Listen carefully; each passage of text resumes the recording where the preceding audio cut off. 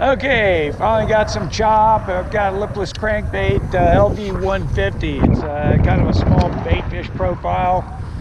Just kind of pulling it a little bit. Fish are pretty shallow, really. Water's only about 2.5 feet deep, and temperature is 62. Early spring or late winter, whatever you want to call it. We've got a lot of fish that have kind of moved up into the headwaters of this lake and just been having fun catching a few here and there. There's one right there. Okay, but they're little, but they're fun. Yeah, they seem to like this bait a whole lot. You can see that. Whoa, look at that. Hey, there's just something about this size. It's kind of a new size for Lucky Craft, a 150, a little bit smaller than the LVs that they usually make. The LV 200, 250, certainly smaller than the LV 500. And it's got a great bait fish profile, but the lip of the bait is a little bit wider than a lot of these crankbaits, and because of that, it kind of digs down a little bit, and you're able to do a lot with it at various depths in the water column. And I'll show you that in just a second. This one wants to be stubborn to come out. All right, we'll get it out now. Okay, fishy. We'll see you next time. All right. But this bait, the reason I like it so much is it's got that flat head on there. And that flat head kind of helps keep the nose down and kind of keeps it vibrating for you. Of course, as with most of Lucky Craft, the finishes are great. This is a Aurora Black. And I'm just casting to the edge of a little sandbar and just pulling it off that sandbar, popping it a little bit. Oh, there was one. And the fish just seem to whack it. They don't. They're not very shy about it. They whack it. So let's try a little further up the bank here. Okay, there's one. Oh, he got off. He'll come back. That'll get it on the next cast. That's what happens with these things. These fish are just so stacked up in here. There are probably hundreds of them swimming back and forth. And they're little, but good time to practice with these baits and see what they can do. It's always better with these moving lures to have some wind. And we started picking up the wind, and I picked up the bait and immediately started catching them with it. Just like bing, bing, bing. So we probably already caught 4 or 5 with this bait since we tied it on when the wind picked up. Let's see, are you over there? Come on, fishy. You see I have the rod tip up and they just eat it right there on the drop. That one ate it as soon as I dropped it. And this one's a little nicer fish. That's kind of what we're looking for. There we go. And whoa, hey, quick release. That's all right too. We don't mind that. And I am telling you exactly what I'm doing. And there's so many different presentations with these baits, with every bait, but particularly with these lipless baits. You can drag them on the bottom, and that's what we were doing a few weeks ago. We were dragging these on the bottom, catching them pretty good, but now I'm keeping it off the bottom, but I'm kind of lifting it up and just sort of pausing it, and that's when they seem to want to eat it the most. And by keeping the rod tip up, kind of keeps that bait, you know, from falling down into that grass and the moss in the bottom, so you don't get hung up a whole lot and get leaves and everything else that you end up here with.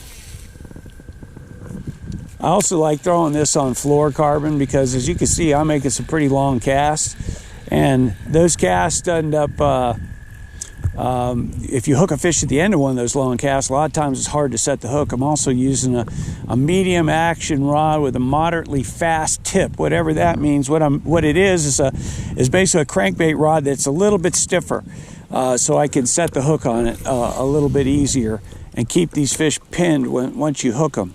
A lot of times when you hook them, they're either slashing at it. Sometimes they only get one treble in them. So you need to have a little bit of give, but you don't need to have a ton of give like you would with a crankbait if you're deeper diving crankbait. And the fluorocarbon gives me a little less stretch, so once I do come in contact with that fish, then I can usually get them to the boat because the line stretch, lack of line stretch, keeps those hooks pinned in them pretty good. Oh, there's one right there. All right. All we have to do is just keep talking and pause a little bit, and we end up catching them. Yeah, they're pretty good. There we go. Another one here. We're losing count now. So there we go, fishy. Back in the water.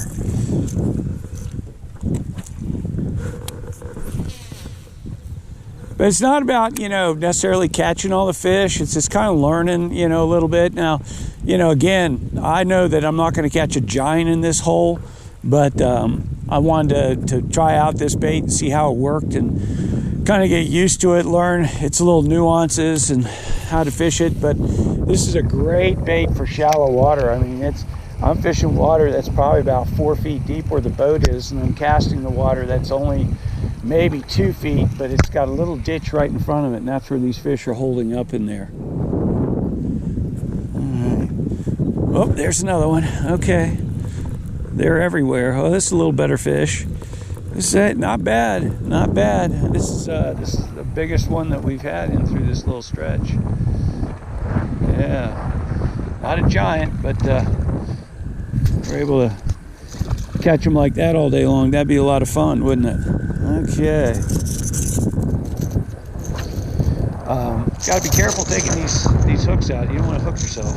So I usually pinch them right behind their head. Take the slack off a bit, pull out the bottom hook, pull out the top hook, and away we go. We're back to doing it again. So it's not really, it is location, but it's also presentation that's really important, because you could have two guys throwing the exact same bait, and one guy makes it look easy, he's bringing fish in one after another, and the other guy's sitting there going like, well, what am I doing? Well, yeah, the bait makes a big deal, but what you're doing with the bait is the key thing. And like I said, with these baits, you can have so many different presentations, and you just got to find. In fact, somebody asked me the other day, I was doing my radio show, and he asked me, so when do you decide to leave a spot?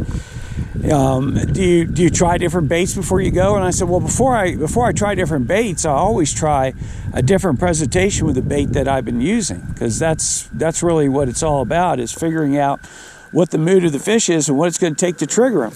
And a good way to practice that, I don't tell a lot of people this, but get a cat, play with a cat. And if the cat doesn't want to play, find ways to aggravate that cat into playing. And it's kind of what we do with bass fishing. We just try to find a way to trigger them to attack something. And it's comes down to like depth and speed. But with this, if you watch my hands and you watch my rod, what I'm doing with those two things, just watch my hand. You kind of see the relative speed. There's another one. If you see the relative speed that I'm bringing the bait in, whether I'm making some pauses, that kind of thing, or you can watch the rod tip and watch how high I have the rod up.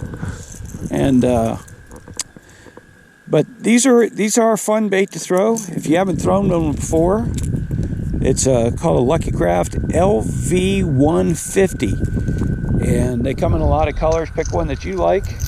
This is one that I like, and apparently the fish like it too.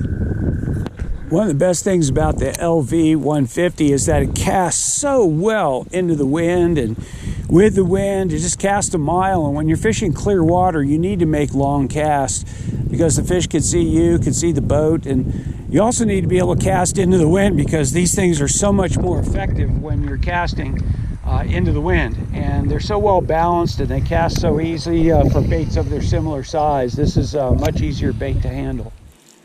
I just had one thump it, and there he is. Okay, so I just sort of popped it off the bottom, and then he thumped it, and what do you know? Here's another one of these LV150 bass. We like them, don't we? All right.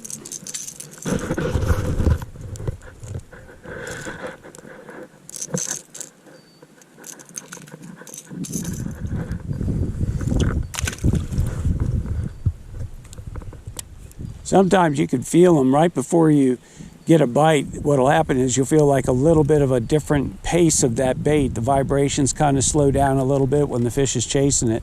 Then you might feel a tap, and then you've got to load the rod and just kind of give a pull set when you set the hook on them.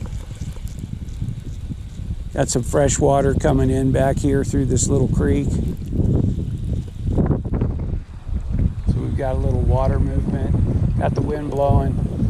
Right now I'm kind of moving with the wind, but they're still biting it. Another LV fish.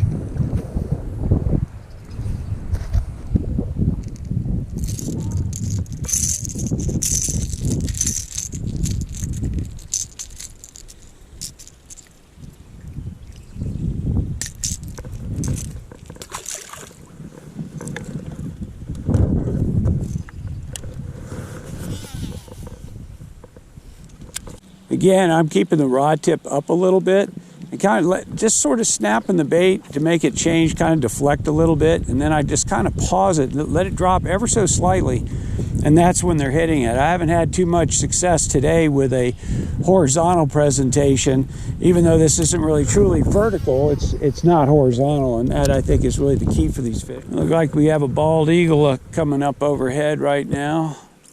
There he is. Look at that. He's coming over to say hi. Want to know what we were using for bait? LV 150. Okay, so that should help him out. This is an effective bait too over grass. Boy, they really snap out of the grass, and when you pause it, it just sits there and it's an easy meal, and they'll annihilate it. We're a little bit early for a lot of grass out at this lake, but when we do fish places that do have grass, that's a common tactic where I'll kind of hang the bait up in the grass intentionally, just so it stops for a second and then snap it free so I can get that erratic action that triggers the strike in these things. Now, I'm coming through right where most of the fish have been here lately, and they're right there in that ditch, and we'll see if I can get one of them to come up and bite this thing. Okay. No? Yep, there he is. So, right at that ditch, again, I paused it, popped it a little bit, and was able to get this guy to bite. So it's not really, I mean, while the baits are really good and you're able to do a lot with these baits, you can vary your presentations and catch even more. Like I said, at the end of these long casts, a lot of times you'll get one to hit it. You just better have a fast reel. I like these quantum burners. They're pretty fast reels. 7-foot rod kind of helps you sweep it, but those fish are like edge oriented, and but I've got to stay far away from them, otherwise they can get spooked, because the water is pretty clear when you go through here. Can you hear the cicadas?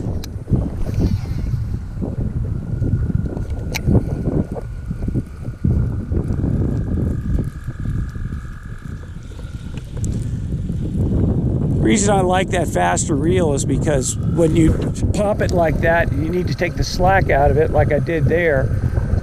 And oh, we lost one there. That doesn't have very much. We'll take that, we'll edit that one out. But when you pop it and you put slack in your line, you got to be able to kind of take out that slack, so that if you do get a bite like I did there, that you have enough speed on that reel to be able to set the hook. I also keep my rod tip high so I can hook these fish with the reel. Basically, I'm going to bring them in pretty fast. Once I have that rod tip high, it keeps the bait off the bottom, and then I can reel fast to load the rod before I try to set the hook. We'll let this guy try to jump himself off. Will he do that? Come on, you're on camera. Let's go, jump. No, he doesn't want to do it. That's all right. We'll help you out, buddy. We'll get you back in the water so you can go see your buddies. Tell them the experience that you had with the LV 150. It's a really good experience, I'm sure.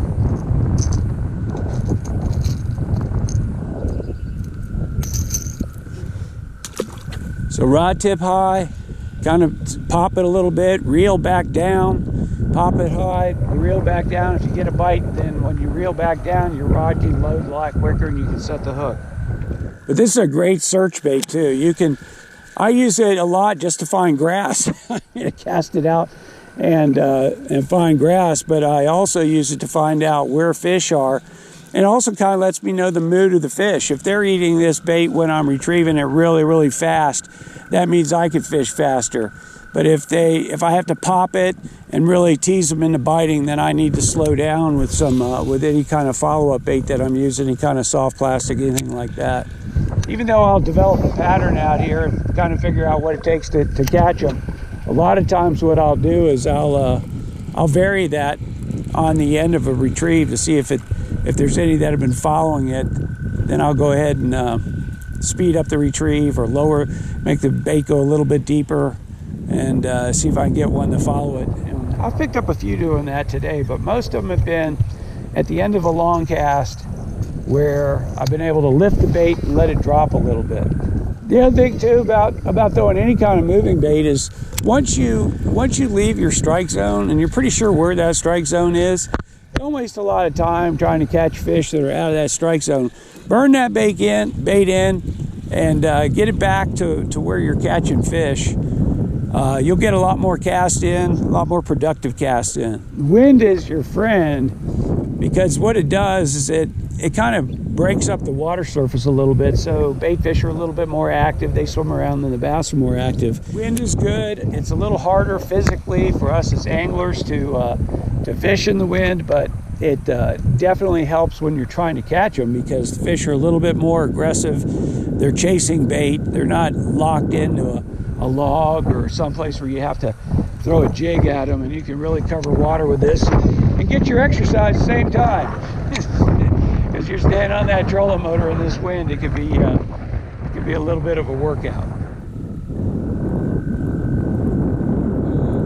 Man, those cicadas are loud. Pretty soon they'll be landing on the water.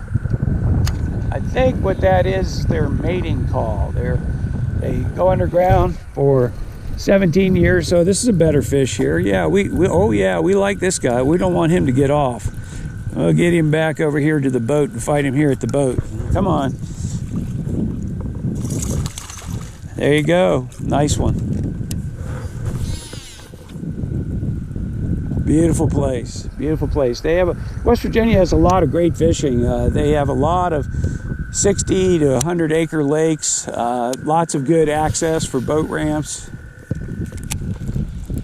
and a lot of them have bass. All right, now one hit me right over there on that last cast. Let's see if we can make him bite it again. He's probably going, where'd that LV 150 go? Well, there it is, buddy. It's back in your face. Do you want it? Yeah, he wants it. Okay. All right.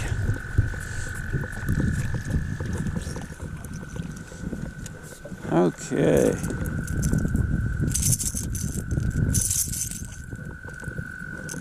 See, while I'm saying all this now, that's what I'm thinking usually. I don't say it out loud.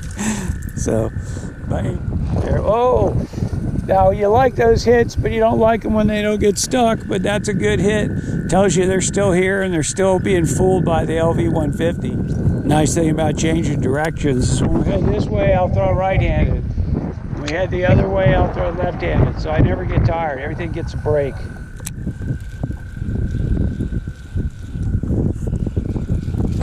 Okay, popped it right off that log. Oh, now see that can happen a lot because you just don't get a good hook set into them. I'm going to tighten up the drag a little bit after that one. One of the keys too to today is that I'm using 10-pound test gamma fluorocarbon, gamma edge, and again, it doesn't have any stretch, so you're able to feel everything a lot better. You're able to get decent hook sets most of the time, and you're also able to control the depth a lot better because there's not as much line resistance, and that allows you to go to a little stiffer rod too, because the line on these long casts, even though there's a lot of line in the water, not providing a lot of resistance, so the fish can suck that bait in, and you can set the hook at a much longer distance. And now, instead of casting right-handed on this side of the boat, I'm going to cast left-handed. Oh yeah, it goes just as far. What do you know? The biggest advantage, I think, in being able to cast with either hand is that you don't hit your back of the boat guy very often. You can still hit him, but it doesn't happen as often, and maybe that's not such a good thing sometimes. Just popping it, retrieving it real slow, kind of letting it pendulum down, swing. These are very well balanced baits, so when they drop, they just kind of shimmy on the drop. And that's when a lot of times you'll get a nice one to eat it. There we go, we got our breeze back. That means we should be able to get a bite here. Come on, fishies. Wait for that breeze. We finally got it. It only takes a few seconds. When that breeze starts, boy, that really gets them looking up and gets them moving. They'll come off the bottom and eat these baits. There's one.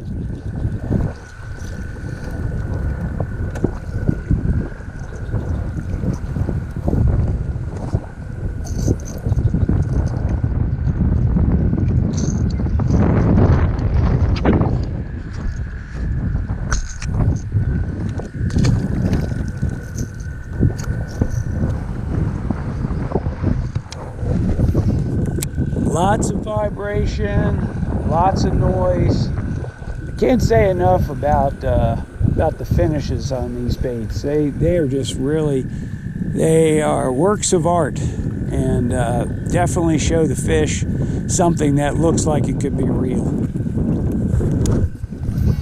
Either shad or whatever other bait fish you have in your fishery, these Lucky Craft baits will match up with one of them, or just give you something that they can find, something out of the ordinary that is not in the food chain, but it just sticks out, and the fish don't want it reproducing in their neighborhood, so they eat it. By the way, these things come through wood really well.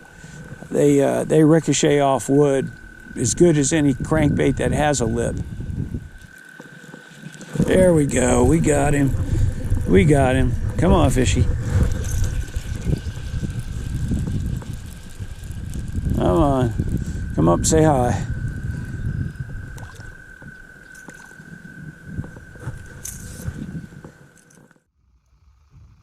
Well, that was a lot of fun.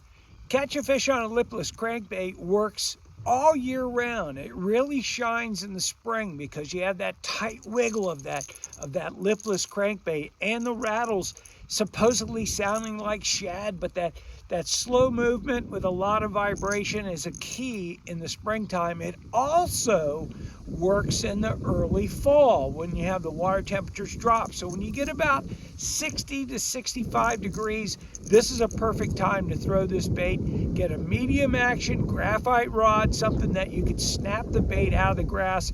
I love that 10-pound test fluorocarbon. I like Gamma Edge for that because I can cast it a mile, and it also allows that bait to drop without a lot of line resistance. Get out and try lipless crankbaits. This is a Lucky Craft LV 150. It's a 1/2 ounce, 2.5 inch bait. Get something comparable, but I really like these. You can see they really did a number on that finish where they really ate this thing up. I'm Captain Steve Chaconis. We'll see you next time. Tell your friends about us, like us, share us, and please subscribe.